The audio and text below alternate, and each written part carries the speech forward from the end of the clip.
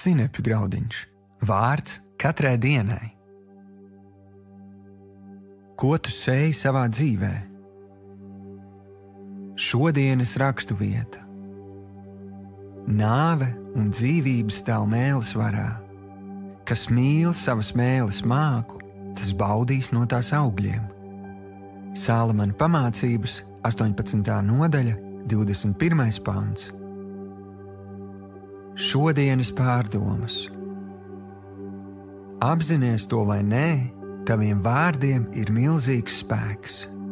Neatkarīgi no tā, ar ko tu šodien varētu saskarties, tavas mutes vārdi nosprauž tavu kursu uzvarai vai sakāvēji. Tāpēc svarīgi ir izprast Dieva iedibinātos sējas un pļaujas likumu.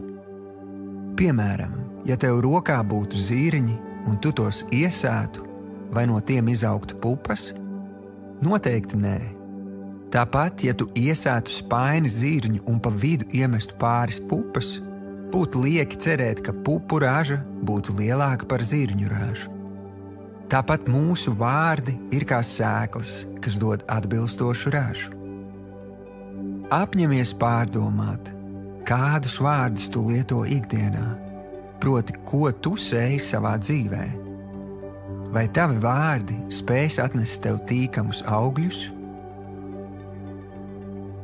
Šodienas lūkšana. Tēvs, paldies par tavu vārdu, Bībeli, kurā vienmēr varu atrast pareizos vārdus, ko sēt gan savā, gan citu dzīvē. Palīdz man ikdienā pamanīt nepareizos vārdus un atteikties no tiem. Es izvēlos runāt dzīvību un pateicos, ka tu dod man baudīt no tās augļiem. Jēzus vārdā.